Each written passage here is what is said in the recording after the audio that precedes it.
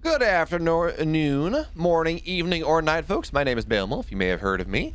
This is Dark versus Clem. It's a best of 5 from the OlimoLeague number 1-1. It's number 11, not a 111. What did you think I was going to do? And we're in game 1, but before we get into that game and before we continue on in this series, I have a couple reminders for you. First and foremost, make sure to like, comment, and subscribe onto this channel. It really does help us out continuing to produce work that you hopefully enjoy. And if you want to get access to more replay packs, help support the different content that we do produce on our Twitch channel, our Africa, our Trovo, make sure to go check out our Patreon. Link is in the description below for that, and that'll give you access to all of that. And our eternal and undying love and gratitude for whatever else that's that much worth. However much you think that is valuable or not, I don't know. But anyways, we're in game 1 now. This is, again, Dark versus Clem, and in the bottom right in the blue, he is Clem. And his opponent in the bottom left in the red, the Zerg player from Dragon Phoenix Gaming, Dark. Dark. Or Mark, if we want to be confused. But this game is not, in fact, this is not The Room. This is not one of the worst movies of all time. In fact, I have on good authority that this series is fairly good. Of course, I am casting this from replay, so technically it's happened before, but I don't know what happened. I just was told that, hey, cast this series, it's a banger. Only question then is whether there will be some MASH in attendance as well. You know, it's getting up on St. Paddy's Day, and bangers and MASH is not exactly a quintessentially Irish food. It is from the same group of islands. So actually, maybe that makes it worse. Eating British food on an Irish holiday seems like an ahistorical method, shall we say.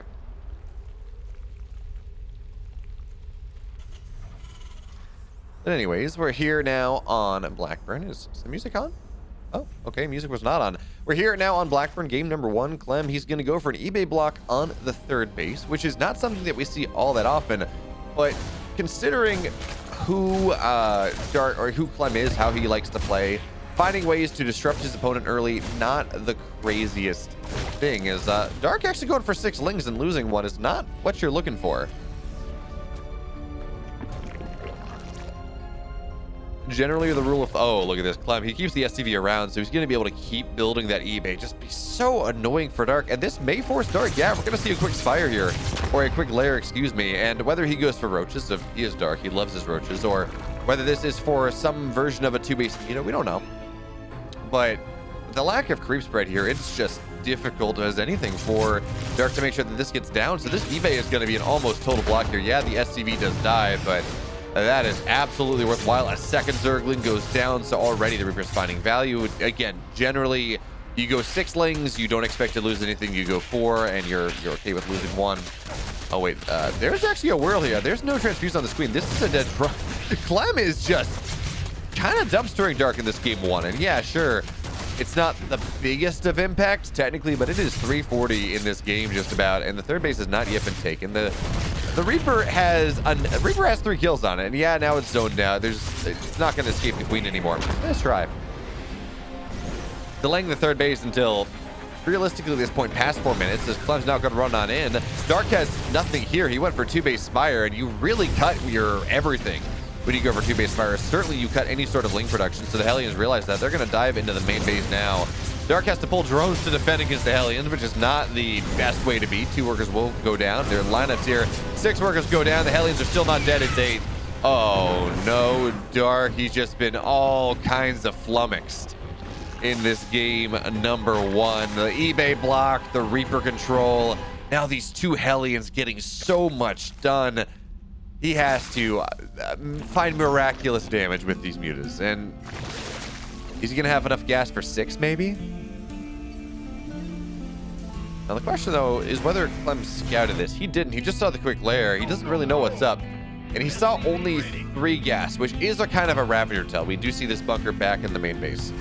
And bunkers, again, sitting very far back from where wall-in positions are, which, again, it implies that he thinks this is Roche play, maybe Nidus play, something like that.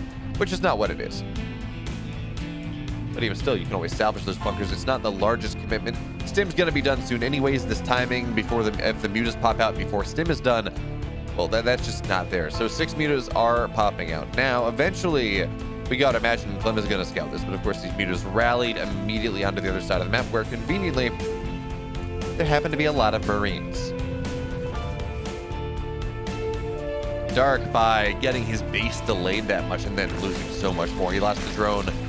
He still hasn't tried to take a third base. He's doing it now, but he doesn't have the money for it. He's only on 42 workers. And sure, Dark is probably one of the better Zergs, if not the best Zerg, at playing from a deficit. But well, the Marines are getting picked up in this drop. It's kind of a 2-on-1 with the delayed third.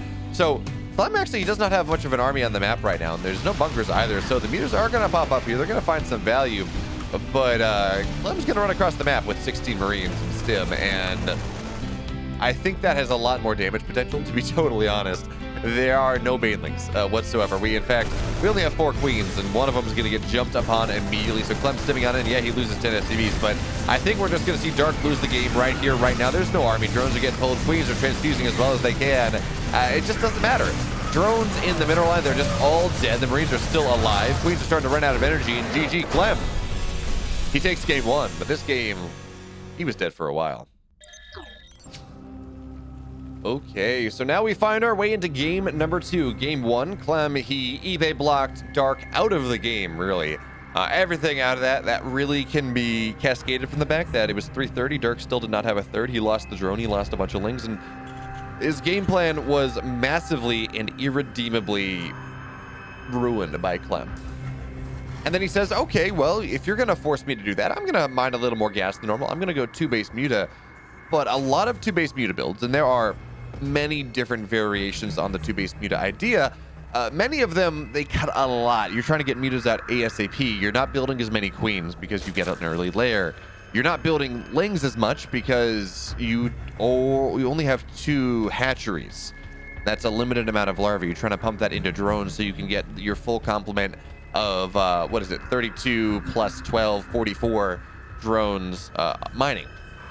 4 on gas, 16 per base on minerals. Or I guess 12 on gas. Because you're trying to maximize your income on your 2-base setup, and eventually you do take the third, and even then Dark didn't have his third taken. So running a couple Hellions in there when there were literally only 4 Zerglings on the map, well, Clem was doomed to do good damage. He was guaranteed. Fates willed it. Even if he does not play Protoss and therefore does not have access to an Oracle.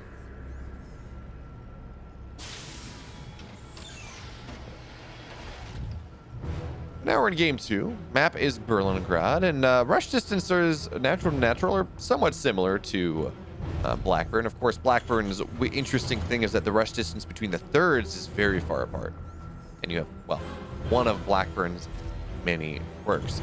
Of course, Berlingrad, thirds are equally far apart, give or take, as the naturals are, just a little bit closer. So you don't have that benefit, I guess, of having that pocket third base that is kind of hard to push.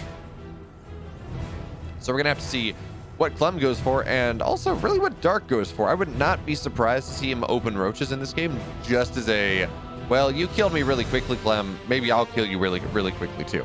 Not a guarantee. And for now, this is just your modified clash opener, right? 16, 18, 17. Well, I guess normal class, actually. We have the kind of standard gas timings. We also, oh, Reaper's gonna get a drone. Clem is just feeling his oats this morning or afternoon, evening, whatever time he played. He's getting a drone in every game, and that shouldn't happen, especially when Dark commits to 6 lings. And apparently this is the meta right now. Dark and Rogue are doing this every game regardless, which I find interesting. What I've seen Korean Zergs do in the past is if they're in a situation where it's a weaker Terran, or they're on good ping, right? So if they're playing on Korea, they'll go 4, otherwise they go 6. So because this is Clem is an excellent micro player. He is also hailing from France, which means they're playing on probably NA East. This does mean now that, okay, you get 6 because the micro is not going to be quite as precise dealing with the Reaper play. But of course, losing the drone there just makes it even more painful. Effectively, you lose 2 because you committed an extra larva. You committed an extra 60 minerals to the Zergling. really defensive Lings, but they could be drones. But for now, Dark is going to run these Lings across the map just as speed completes here. But there is a Marine, there is a Hellion, and actually Zerglings are going to find their way on in the main. Nice scout here for Dark, and yeah, sure, he's going to lose what he has in the natural, but he's going to delay the third command center for the time. And also, he knows that this is a 2-1-1 third CC. This is the TY build that he showed us when we first started to see true iterations on the 2-1-1 after the meta shifted and it got nerfed a little bit. TY started to show us this build where you get 2 to 4 Hellions and then you 2-1-1 out of that, also with a third base. And this is into and out of the meta on occasion. So now the Hellion and the Reaper, they're going to try to dive in. There are only 2 Lings here because remember, Dark spent his across the map and he did not build more on that 330 timing. So the Reaper Hellion, they're going to find their way on in. A couple workers will go down, but it looks like it's only going to be 2, maybe, yeah, only 2. So 2 workers go down, Reaper Hellion, but hey, at first 14 Lings, that's not terrible. Although, of course, the argument can be made in that you're trying to force the Zerg to be as greedy as you can so you can punish them with your 2-1-1, which of course also hits a little bit later. It hits at around 5:36 minutes instead of 5:30.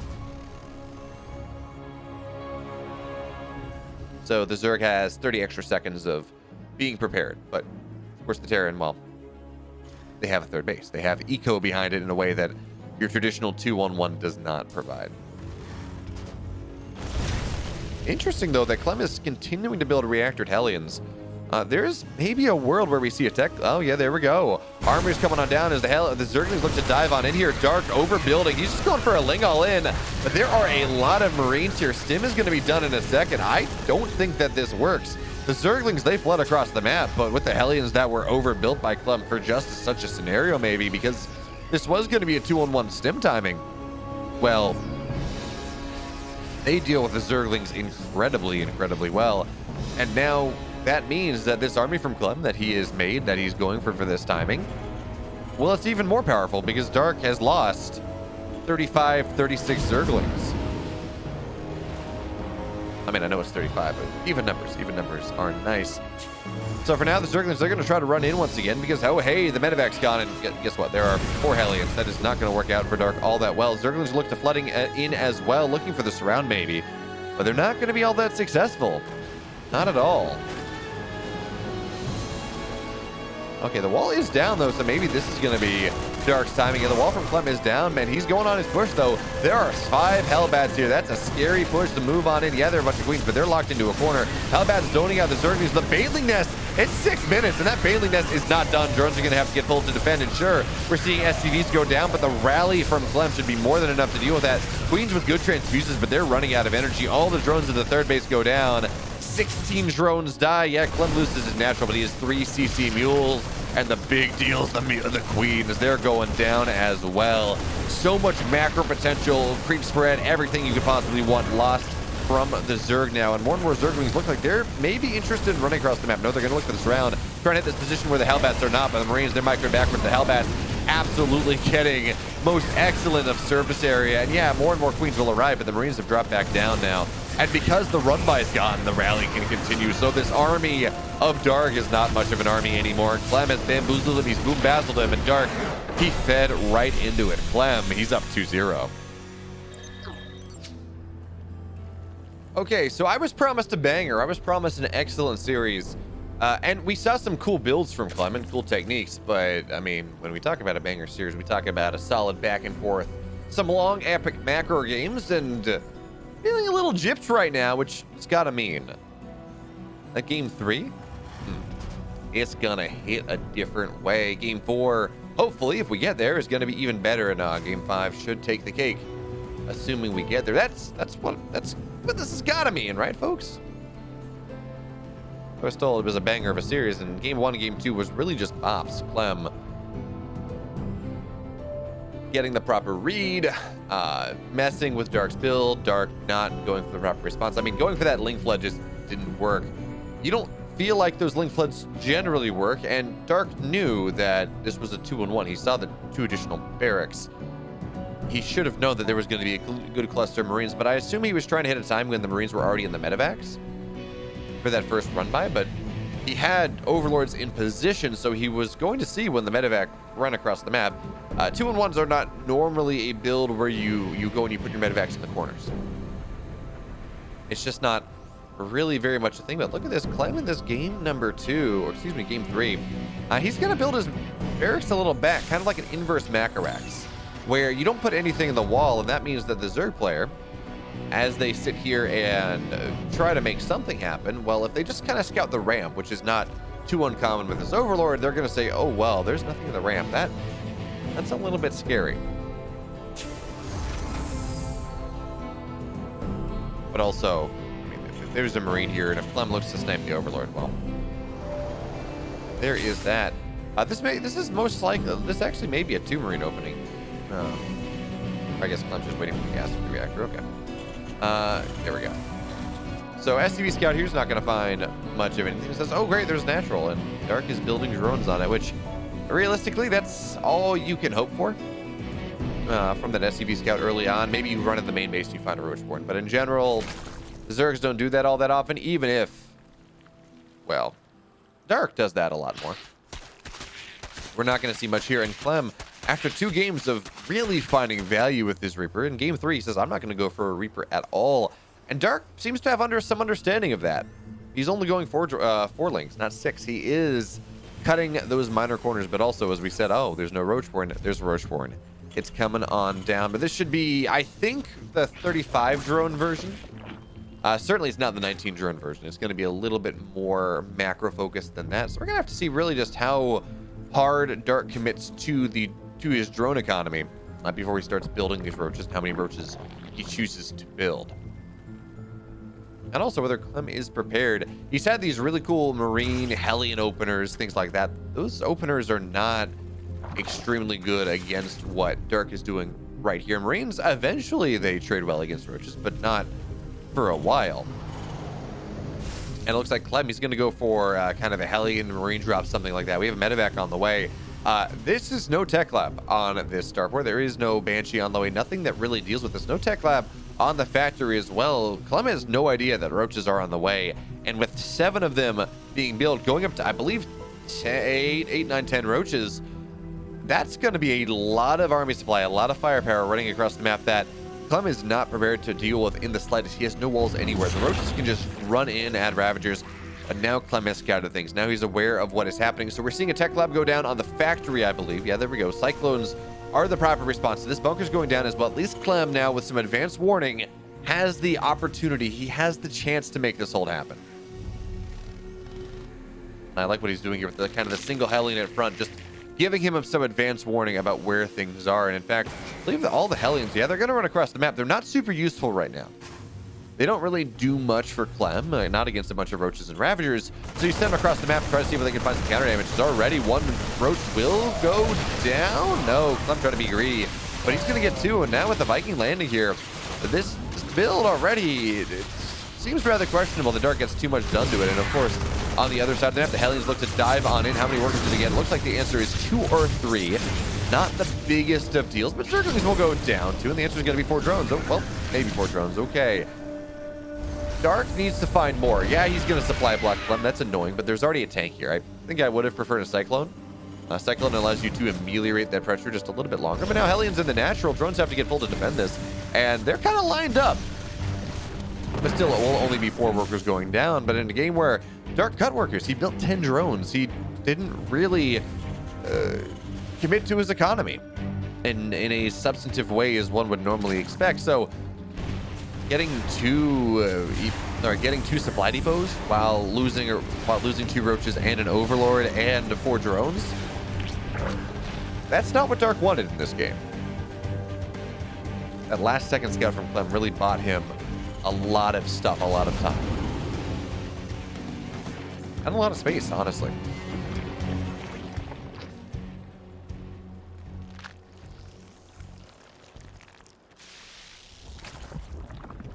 So now with a lair on the way, we're gonna have to see where Dark goes. I think more likely than not, and especially considering we do not have Zergling speed researched, or even in the process of getting researched, this should be a 1-1 timing from Dark in this game, as we do see the double evos going down right now. The question though is whether this is 1-1 roach as this drop is not going to find much of anything. The question is whether he goes 1-1 Roach here, or he just instead leans into really quick upgrades and goes into quick lurkers. Of course, by the time you're watching this, lurkers have been nerfed slightly, and these really quick lurker timings are maybe just a little bit worse because you burrow 0.3 seconds later, which at the highest levels, as you're looking to reposition and reposition and reposition, that can make all of the difference in the world. We're gonna have to see. I haven't seen much ZVT on this current patch 509, but Clem Dark, they plan on 508. They're playing on the old balance, and yeah, Dark 2-1-1, or excuse me, 1-1 Roaches are on the way here as he takes his fourth base in a more aggressive position. But again, there we go. Hydrogen coming down, Infestation Pit as well. This is not about 1-1 Roaches. This is about 1-1 into 2-2. This is about 2-2 lurkers and Hydras running across the map and hitting this really powerful timing that Clem is not prepared for. Normally, when a Terran player deals with lurkers, it's off of a single upgrade, maybe. Well, a single attack upgrade, maybe not even that. And they have time to make their transition. This one, though, it hits with 2-2. It hits with, what, 10 odd lurkers, something like that, with at least one lurker upgrade, most likely. Although, actually, Dark is not committing his gas. Oh, there's the hive. But he's going to get a couple fungals, couple infestors in the meantime, just to make sure that he doesn't take too much damage. Biles plus fungals are a fairly good combination, one might say. That's, oh, no, that's unfortunate. Clem got his tank, but that's some negative SimCity right there. And I don't think Clem's aware of it either. Now Clem running across the map, and this is an intensely scary moment. Well, 1-1 is not yet done, so it's not the end of the world. But this is a rather scary moment for our Terran player. As if he runs across the map and he hits that point where the Zerg suddenly has 1-1 and just lots of roaches, it can be a problem. But no, because Dark is kind of greeding out here, moving to hive and lurkers and everything else, this can be a moment now where Clem is able to find significant value, knock the fourth base down, do something like that. Already one stim has been forced, the army moving it backwards. All the Lings die in an instant. Yeah, one tank goes down. Nice job getting the medevac as well, but a lot of the army supply of Dark is falling down. It looks like this fourth base is just going to die immediately. And the infestors, they're just barely popped out. They do not have energy for fungal. Actually, I guess they do. One fungal will land, stack the fungal maybe. The first vial is not really going to land here. And a lot of the Marines, they do fall down, but the fourth base is dead. And with the fourth base being dead, that already almost is enough for Clem. But I think he also understands the situation that this is in. He understands the style that Dark is playing. So what that means is he does not want Dark to get to that scary late game composition that he's going for. So the more damage he bounces down, the better. As Dark looking for the break here, getting on top of the tanks. Clem now, he has to sim on backwards. Maybe he's overstayed his welcome just a little bit too long, but the rally of Clem now finds its way on in. The Roaches of Dark, they're not finding the value that they need. Sure, 1-1 is done now, but only one tank has died. There is another one backing things up, and the army of Clem continues to rally on in. He's got a 20 army supply lead, and hey, against a bunch of roaches, that's some bad news bears indeed. But now the drones are going to have to get pulled here. Clem on the long rally. We're starting to see the downside of Blackburn. It takes a while to get army onto the other side of the map, but Dark, he's going to find his way on in. How in the world is Dark going to be able to come and stabilize here with the type of damage that Clem has done? Dark cannot get 2-2 underway. The big power of this composition, getting into 2-2 lurkers, it's not there. Clem, his upgrades, they're just about halfway done. And now Clem stepping on into the natural as well. Well, Dark's going to have to pull a miracle out of a hat here to make something happen. Drones getting pulled. And there we go. We're going to see the tanks go down. And there we have it. GG Clem. He goes up 3-0 in what was apparently a best of 7. And I'm sorry, folks. I did not read the tournament format properly. This is a best of 5, as we expected, but it is all maps played, and I kind of missed that. So Dark is down 0-3, but in the format that this OlimoLeague Invitational was playing in, you were getting prizing for every map win. There was $915 spread across every potential map, spread across 15 maps, as Mana was playing in this tournament as well. So you had Dark played Mana and Clem played Mana and Dark. And Dark played, yeah, you know, everyone plays everyone else. Easy. So now Dark, he's down 3 maps.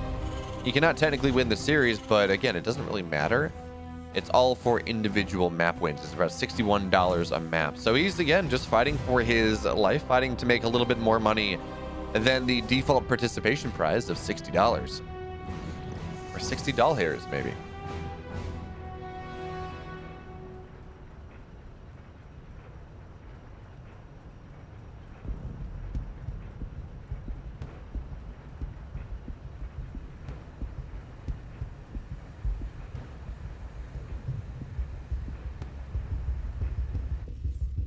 So Clem, he's been extremely successful in these games thus far. Game 1, eBay block into chaos. Game 2, 2-on-1 TY build that Dark really misread. He sent Zerglings in right before Clem's timing and died. And then game 3, he went for roaches and it did not work. He got 0 damage done, took some damage across the other side of the map, and then Clem hit a 1-1 timing, and Dark did not have what he needed because he was trying to greed out to lurkers. It just didn't work. We're going to have to see what he has in store for us in Game 3. Glittering Ashes is probably the most Zerg-friendly map in the pool. It is big. It is hard to push. It's kind of hard to kill your opponent before 15 minutes is that timer that we look at. So, at least the timer that I talk about, which is kind of that 5-base scenario. So, if there is a map that Dark wins, it is this one. Although Dark, he is more of a roach boy. He is absolutely a fantastic late game player, but when we talk about him, we talk about his mid game prowess.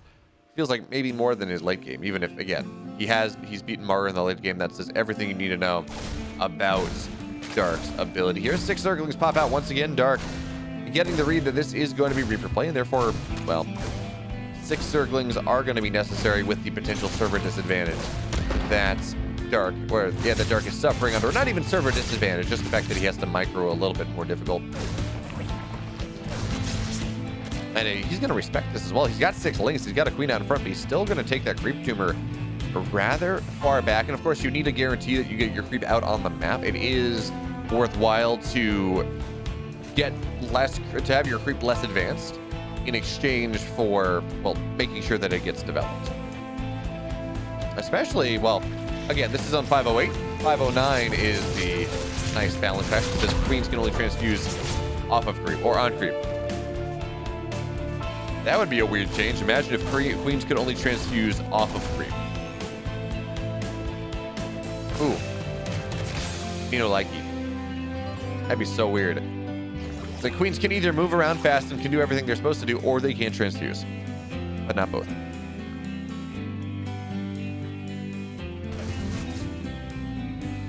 But that's not what the change was anyways. So of course, creep spread is even more important in the new patch than it was in the old one, and it was damn important in the old one, especially in this matchup, as the Zerg player tries to figure out their rotations to make sure that they don't take any damage from really either position. We're into their third, into their natural. But Clem, a different build for a different game. He's going 1-1-1 into a third base, into Banshee play. This build is kind of the default, and the Hellions are going to look to dive on in. How many drones do they get? The answer is nothing. Not quite enough damage there. Drone going down to just about 5 HP. Maybe even less, but one more shot. This Hellion Banshee style is kind of the default TVZ right now, but again, this is the first time we're seeing Clem do that in this series. And the other interesting thing, he kept his Hellions at home to make sure that there's no run by that is annoying. Dark tried to make that happen, and looks like he actually got Zerglings into the main base as a scout. The Hellion's not really catching that, which you keep your Hellions at home when you don't have them on the map for map control. That's a bit awkward.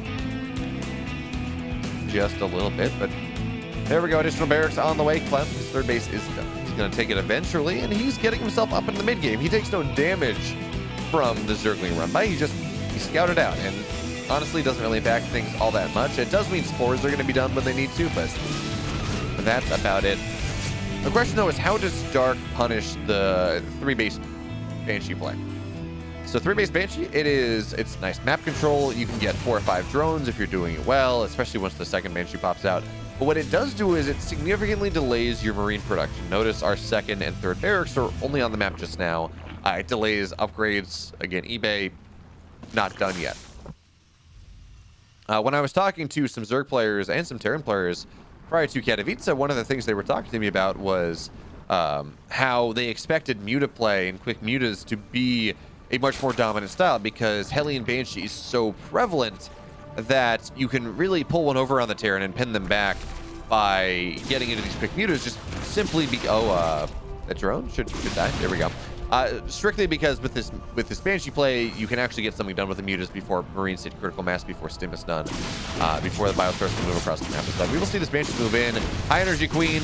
Well, not going to get much done here. That Queen could die, but looks like Clem says, drones are far more important. So 3 workers will go down. Is there any transfuse in the main? It looks like there's 1. And High energy Queen is going to get targeted. So, hey, that's going to be a free Queen if Clem targeted it appropriately. But I guess he seems to value his drone kills more than anything else. And hey, getting 7 drones is going to be rather nice, as the Banshees, they do find their way out as well. One getting rather low, the other one kind of fine. But again, this build from Clem does not have much more aggressive potential, as look at this, Dark is dropping 4 hatcheries. He's got double macro hatch in the main. And sure, single macro hatch has been the meta. I don't think double macro hatch has been quite as much on these Ling Bane styles. But hey, he's doing it. So he's going to go up to, what is this? 7 hatcheries pretty quickly. Almost infinite larvae, infinite Lings, infinite Banes. And he can get away with that because, again, Clem does not have a lot of pushing pressure. Dark can expand on 2 sides of the map at any given time and also take 2 hatcheries in the main base. He can afford to spend 1,200 minerals and be kind of fine here, as the Queens are going to look to run on over, but they will be enough to shoo them back now that there's Overseer on the way. The Banshees are rather low, but Clem now, he's got his first true expeditionary force on the map. Right now, he's just cleaning up creep. And I don't think he's going to be able to get too much more done than that. He's down a couple upgrades for another 5 seconds. The Zerglings are going to look for this round, and Clem's going to take a fight for a moment before that first level of Marines starts to fall down, and then you back up, you run away, you say, I killed some Lings, I got some creep. I didn't lose too many Marines. It's totally fine. But Dark, in the situation he's in, he's pretty happy. He's on 84 drones. His 2-2 is faster than the Terrans. He can go extremely quickly into lurker play, that desired late game, or at least middle to late game composition of the Zerg player, especially on a map like this that is so gosh darn big. But for now, Clem's stimming in, doing a really good job of removing the creep spread, and he's past the first really difficult point. Getting up this ramp is difficult indeed, and Hellbat's kind of buffering for things. We're going to have to see how good the Marine splits are. Tank looking to target fire down some of the Banelings, but so many of the Marines, they do fall down. And while there's not a lot of standing army here for the Zerg player, the next wave should be more than enough, and there are just so many Queens clogging up this choke point that the tanks, they're going down. The Queens, they just got plenty of transfuses. They're going to do a great job staying alive. Darky holds, but it was expensive. It was absolutely expensive, and well, Banshee arrives only to die. Oh, look at this though. As the creep spread barely recedes, almost completely recedes, we see the Queens dropping creep timbers to make sure that that creep gets taken really quickly. Tank on the high ground is going to try to make something happen, but it's not totally in range of things. But now, of course, Drilling Claws is just about done. Widow Mines are in production, but Clem's done the Pyun thing. There's no armor. His army is going to be a rather fragile one, and he's committing so hard. I mean, I guess he's got his 4th base, so it's not the biggest committal.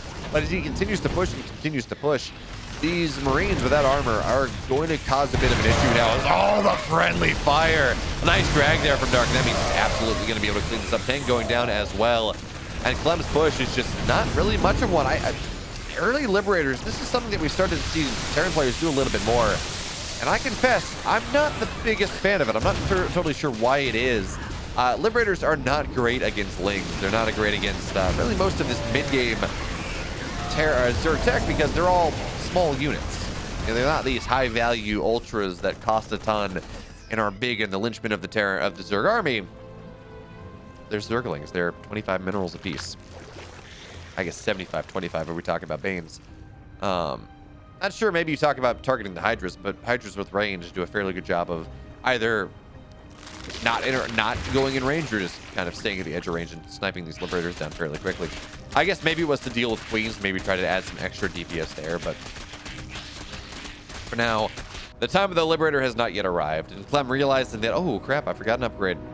3-2 is on the way, but Lurker upgrade's on the way as well. Dark, he does have this weak point that Clem is pushing through. In the center right of the map, the creep has been vastly receded. In fact, Clem can run up on the high ground before Dark is truly aware of things. That's exactly what he's doing right here. Clem stepping into the middle line, trying to find some value. Zergling spilling on in from the west side, though, and the Widow Mines are going to be a little bit better here. Certainly They're not going to kill the entirety of Clem's army like it did last time. Nice split from Dark there on that one, though. But because so much of this army is already in the air, he will be forced back. And now it's going to be a little bit scary for Clem. His entire army is in the air. It's not on the ground. And while there is a planetary here, there are enough Ling Banes that they will be able to threaten it. Lurkers, though, looking to run on forward. And remember, Lurkers are tanky boys. The fourth base goes down here. Clem is going to try to get one Lurker. But one Lurker looks like it will be the extent of things. Okay, no, 2 and 3 because it's going to be undefended. But Clem, he's down to 3 bases.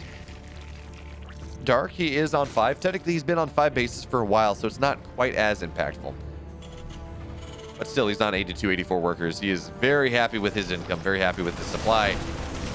And he hasn't been trading that poorly either. It's only a 2,000 resource gap as, again, Dark's going to look to clean things up. The army of Clem just not quite positioned where it needs to be. Not enough splash damage as this Banshee will not go down. It's been finding a lot of value this game, and it is still alive 11 minutes in until, there we go. Finally, Dark does snipe that one down. But what's interesting here is Dark is staying low tech. He's staying on Ling Bane. He's not moving into Lurkers nearly as much because, well, Clem is still in an army that can be absolutely crushed by Hydra Ling Bane. We're going to have to see what happens here as now Clem's going to stim it. Oh, Clem's going to get a lot of Banelings here. Queens are going to transfuse even the Baneling Cocoon trying to make something happen. And now Dark kind of moving from every side. He's got a big run by on the 4th base as well. That's where most of his army is. But the question is whether he overcommitted. The answer is no. He's got enough to defend at home. 14 SCVs going down on the other side of the map. Sure, a couple Queens died.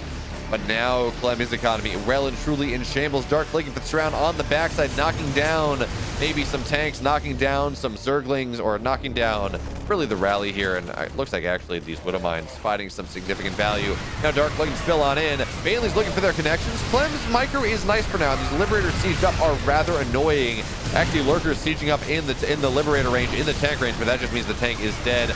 The army of Clem, though, it's staying alive here. He's up 40, 50 armies while looking to stim in. The problem is most of his army is in the rally. It's not here just yet, but even still, the Lurkers will go down. Zerglings, Hydras come in from the left-hand side trying to clean things up. And all of these Widow Mines, not the most impactful composition here. Not really. Not with Hydras, not with Lurkers on the field, but Clem is going to come stimming on in once again. This 4th base, not as impactful as it might otherwise be. We got to see the Widow Mines look to stim on forward. Baneling's getting morphed in, but it's only 9 of them. Dark does not have the biggest amount of money here. Sure, his economy's big, but not what he has in his bank, not in his army supply, but looks like there is just enough here. Despite everything, the economy is hurting too bad for Clem. His resupply is not where it is because this, folks, is glittering ashes. It takes forever and a day to move across the map. So Clem, the drips and drabs of his army are getting slowly cleaned up by these Hydras, by the Lings as they filter on in. We're going to see Liberators go down as well. All of the Sky Fleet of the Terran is now falling, and Clem, it looked like he had this really good position to push into with a 50 army supply lead, over doubling what his opponent had. But now the reinforcement ability, just having so many hatches, so much larva, so much money, means that it appears that Dark has been able to weather the furious storm of the Frenchmen. And so Dark, yeah, he lost. Actually, he didn't even lose that base. He's still on 80 workers. He's lost a grand total of 14 in this game, whereas Clem has lost 2 command centers. In fact, there's an orbital at his 3rd base right now because, well, he needs the mules, frankly. He needs quad mule to try to make sure something happens. But look at this big surround coming in from Dark, from the north, south, east, and the west. Maybe just not the south, but it does not matter, Dark. He's got the cleanup here coming on in from every side. Tanks are going to look to siege up, but they siege up only to their doom as the Zerglings, they get the surrounds. Hydra's killing everything off. Bailey's coming, filtering on in now. And this, folks, feels like the beginning of the end. Dark, now he's the one with the army supply lead. He is the one with the unceasing pressure, and Clem's trying to do what he can, but again, he's missing an upgrade. He's missing army. He's missing just about everything. There are only 4 medevacs on the field. Even that, Clem's missing out on that healing potential. He has no tanks. Widow Mines are being made 3 at a time, but again, it's Hydras. Hydras don't really care about Widow Mines all that much, and with 7 Lurkers on the way, well, that's going to be difficult for Clem. He does not have any ghosts. I believe technically he has... no, he doesn't even have ghost tech. I thought we saw Ghost Academy going down, but does not even have ghost tech. So even with that, he doesn't have the counter to the Lurkers. And of course, Lurkers with those double upgrades, even without +1, they're going to look to burrow on in here. And Clem just does not have the army that he needs to deal with it. The first couple Widow Mine shots were good, but we're going to have to see how good the second ones are. As Bailey, oh, the friendly fire. Sure, a lot of the Widow Mines excuse me, a lot of the banelings go down, but now the banelings, they come filtering in. The army of Clem just cannot deal with this. GG Dark takes his first game of the series and $61 to his name. And now here we are, the last game of this series. Clem has taken 3 maps, Dark has taken 1. We're gonna have to see whether Dark can make this look a little bit more equal, as we are now, of course, into game number 5, and 2,000 atmospheres is the map. It's something that is maybe just a little bit shorter than Glittering Ashes, not favoring the Zerg quite as much, but Glittering Ashes is kind of a fun map. It is the most standard map we have. It's not a super macro map. It's not a super aggressive map. It really just sits right in the middle of that odd versus normal, small versus large. It just kind of sits in the middle of that map alignment chart, if we want to talk about it like that. So we're gonna have to see what Dark opts to go for. He's gone for some early aggression. We saw that Roach Tech on Blackburn. Excuse me, on map 3. Didn't really work out for him on Hardwire. He went for a 2-base mute on Blackburn, but that was more reactive than it was proactive. He had his base blocked and couldn't really take it. And on a Hardwire, on Blackburn, he didn't really want to take the other one because that is incredibly pushable. You don't want to take the early gold against the Terran because they just drop on the other side and ruin that. But for now, Dark, he's doing stuff that's relatively standard. Hatch gas pool, nothing too crazy. And I guess a fair question also is to ask, what does Clem have in store in this series, or in this game? He's gone for some pretty aggressive options in the series thus far. Going for things like that 2-on-1 Hellbat push, going for the eBay block that he heavily defended, things like that. So we're gonna have to see what exactly both players want to go for in this game, given what has happened thus far, and whether Clem thinks he can pull out a 4-1 or whether Dark takes it to 2-3.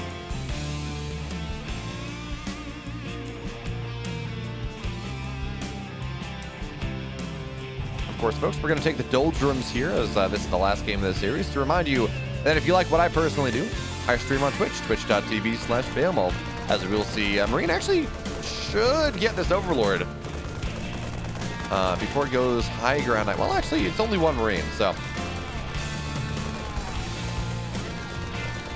Yeah, no, the Overlord should be able to get out at the end of things, unless Clem decides to lift a barrack and go over. Just barely, yeah, but the Overlord does stay alive.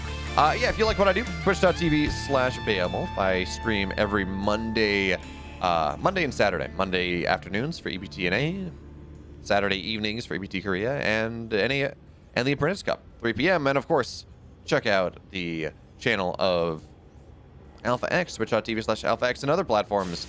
They got all manner of events running all over the place. That as a bit of a reminder, because, well, that's how things are going. For now, nothing super crazy. It's a 1-1-1 setup for Clem. Dark has his 3rd base on the way, so it looks like we're shaping up for a rather nice macro game in this game number 5, and I'm here for it. Game 4 was pretty great. We saw Clem find a value, sure, but Dark just got greedy as all get out. Taking four hatcheries at any given point is absolutely insane. As I say that, though, Armory's coming down. Clem going for a Hellbat Marine timing in this game number 5, and hey, in his credit, it did work on Berlingrad. Granted, a little bit different, but the idea, you have Hellbats, you have Marines, it still did work.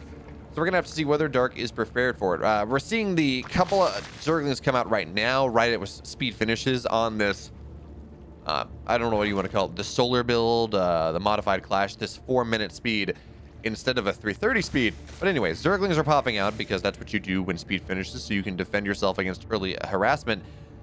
And we're gonna have to see how well prepared Dark is for this. Now, of course, he does not have a Baneling Nest. He has no Roach Warren. He does not have anything that really keeps him safe as the Zergling finds his way into the main base. And it's gonna see the Armory massive scout here for Dark. He's gonna have to know what's happening. So Zergling's on the way, more and more drones being made as well. Queen's getting pulled into position, but now the Hellbats, they're morphing right here, right now. The question is whether Dark's gonna be able to get on top of that. Already we're seeing the medevac take a lot of damage. That is the linchpin of this push for the Terran player, and this is just not gonna work for Clem anymore. Losing that medevac so quickly against 6 Queen and more Zerglings getting pumped on out. This is just not good for Clem. Now he will add a couple more Hellbats, but Zergling's getting on top of that already, finding value. 1 Queen goes down. but the kiting here from Dark is exemplary, the splitting as well. The Marines are now all dead, and that means it's these Hellbats. There's nothing to really chase things down. Zerglings are serving as a buffer when they need to. One Hellbat, only two that remain. One remains, and this is just the extent of things. Clem going for a push, and it just did not work. Third base is on the way now, but very much behind things. Finally, that Hellbat will go down. A couple more morphing in, of course, but Stim is so very far behind. Dark, oh, he's going to find the rest of these as well. The wall's not down, or the wall is down. The wall is not up. We're going to see this third base get delayed, and that's it. Dark. I said the game was going to be long and good. Well, Dark said, no. I'm going to kill Clem. And that is that.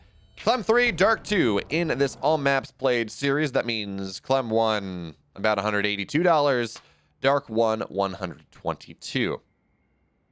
But for now, folks, that is it. Thanks so much for watching this series. If, again, you like what we do here, make sure to like, comment, subscribe. Tell me what a horrible job I did, what a great job I did, what you thought of this format, what you thought of this series. And also, again, follow me on Twitch, twitch.tv/Beowulf, and check out AlphaX as well, twitch.tv/AlphaXSC2. But for now, folks, thank you so much for watching. We'll catch you next time.